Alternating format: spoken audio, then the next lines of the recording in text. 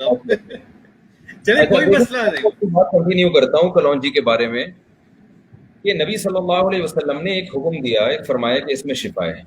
अब उसकी डिटेल नहीं बयान की है, सही, ठीक है ना, उसकी डिटेल बयान नहीं की है कि एक नॉर्मल, यानी इसमें बताया कि रिसर्च का एक रास्ता दे दिया ना कि आप इस पर तहकीक करें तो इसमें बहुत कुछ दरियाफ्त होगा। अब दरियाफ्त सही, कौन करेगा? ये तो मेडिकल साइंस दरियाफ्त करेगी ना, तो सही, दरियाफ्त करते चले जाएं, बताते चले जाएं।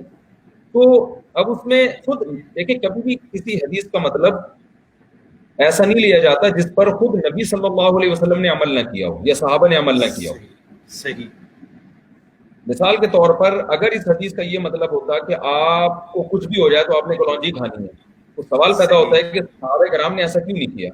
वो क्यों तबीबों के पास जाया करते थे? वो क्यों मुख्तलिफ बीमारियों में मुख्तलिफ चीजें खा रहे थे? क्यों खलीफा हारून रशीद के दौर में मेडिकल साइंस की सैकड़ों किताबें वहां की यूनिवर्सिटियों में रखी हुई थी, हर जगह लाके कलौंजी भर के रख देते शीशे के डब्बों में?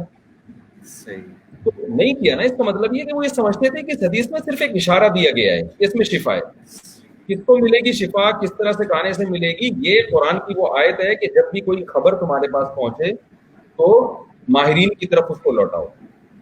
एक बात तो ये है। दूसरी बात इसमें एक और ये भी है कि सहीह मुस्लिम की हदीस है कि रसूलुल्लाह सल्लल्लाहु अलैहि वसल्लम जब मदीना तशरीफ लाए तो आप सल्लल्लाहु अलैहि वसल्लम ने सहाबा को देखा कि वो खजूरों में, नर खजूरों के फूलों को मादा फूलों के साथ मिलाया करते थे।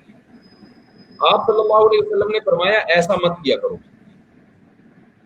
तो दोबारा जब आप सल्लल्लाहु अलैहि वसल्लम उस बाग में तशरीफ ले गए तो उन हजरात ने कहा कि या रसूलल्लाह, हमने इस दफा ऐसा आपके कहने से नहीं किया, मगर हमारी खजूर की पैदावार में बहुत ज्यादा कमी हो गई।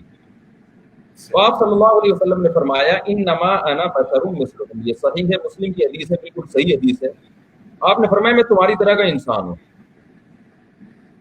जब मैं तुम्हें दीन के मामले में किसी बात का हुक्म दूं तो उसे बजा लाओ, यानी उसमें मुझसे गलती नहीं हो सकती।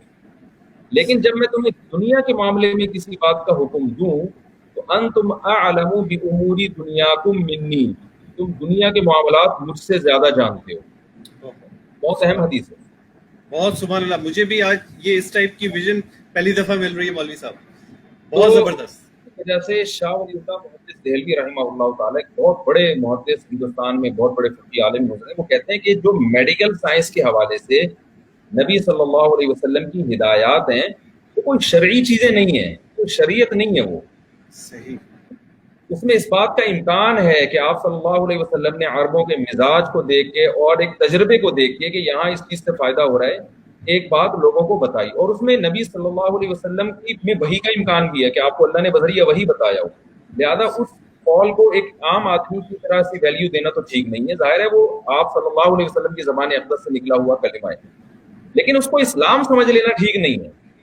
असल मकसद ये बताना, क्योंकि आप सल्लल्लाहु अलैहि वसल्लम का जो मनसब है ना, मनसब वो है अखलाकियात, हलाल और हराम। देखिए इंसान को, मैं एक मिसाल देता हूँ डॉक्टर साहब, कि अभी कुछ दिन पहले मेरे पास आए एथीस्ट जो अल्लाह के मुनकिर थे। एक साहब आए अपने बेटे को लेकर ना कि भाई ये अल्लाह को मानता नहीं है और हांगकांग की एक यूनिवर्सिटी में पढ़कर ना इसने इस्लाम से इनकार कर दिया। तो वो मेरे पास आया, मैंने कहा मैं इनको समझाता हूँ, ले आए। मैंने उसको बिठाया यहीं जहाँ मैं जिस ऑफिस में बैठ के आपसे बात कर रहा हूँ ना, यहीं उनसे गफ्तगू हुई। मैंने कहा भाई क्या आपको इस्लाम पर एतराज है? वो कहने लगे यार इस्लाम की कुछ बातें ऐसी हैं जो मेडिकल साइंस उसको नहीं मानती। मैंने कहा फॉर एग्जाम्पल कुछ बातें बताएं आप। कहने लगे यार इस्लाम में खड़े होकर पानी पीना मना है, तो हालांकि खड़े होकर पानी पीने का तो कोई नुकसान ही नहीं है। मैंने कहा पहली बात तो ये कि खड़े होकर पानी पीना मना नहीं है, ये आपको किसने कहा कि खड़े होकर पानी पीना मना है? आपको खड़े होकर पानी पीना एक अदब के खिलाफ है, इसलिए नबी सल्लल्लाहु अलैहि वसल्लम ने मना किया है कि खड़े होकर पानी मत पियो। लेकिन दूसरी हदीस में आपने इजाजत भी दी है। तो इससे पता चलता है कि मना करना वो हराम होने की बेस पे नहीं था, वो एक अदब का तकाजा है कि इंसान खड़े होकर खाता पीता हुआ अच्छा नहीं लगता है कि इंसानियत। तो कहने लगे फिर इस्लाम ने ये क्यों कहा है कि खड़े होकर पानी पीने को, ये नहीं, इसकी हौसला शिकनी क्यों की है? मैंने कहा भाई मसला ये है कि आप मुझे ये बताएं कि इस्लाम ने आपसे कहा है ना लिबास पहनो, ये कपड़े आप पहन के यहाँ बैठे हुए हैं, अरे हाँ।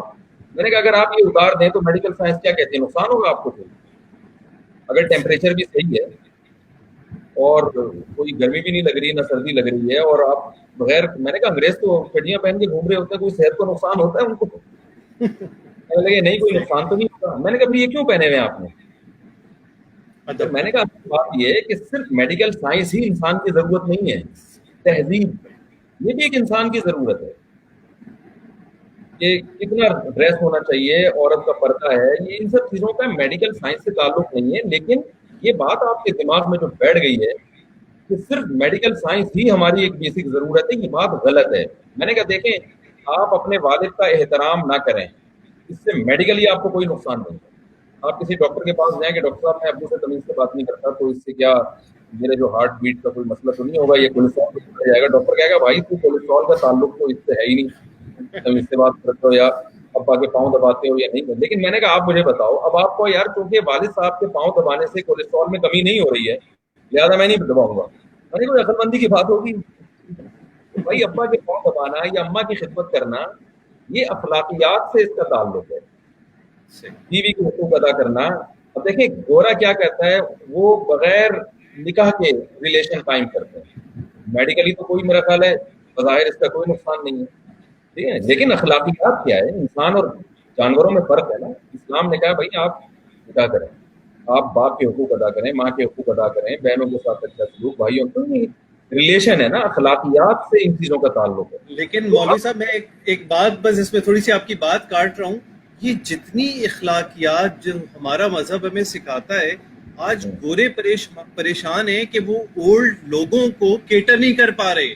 نرسنگ ہوم بھرے ہوئے ہیں ان کی, یعنی جو چیزیں یہاں پہ ہمارے یہاں ابھی بھی ماشاءاللہ ایسے اولادیں موجود ہیں جو اپنے ماں باپ کا خیال رکھتی ہیں, وہاں جہاں اس قابل ہوا آدمی کہ وہ اپنے کام سے ہٹ گیا, اب وہ پریشان ہے کہ ان بوڑھوں کو ہم ڈیل کیسے کریں, ان کو تو کوئی سنبھالنے والا ہی نہیں ہے. اور یہ سسٹم انہوں نے خود خریدا ہے, یہ سسٹم.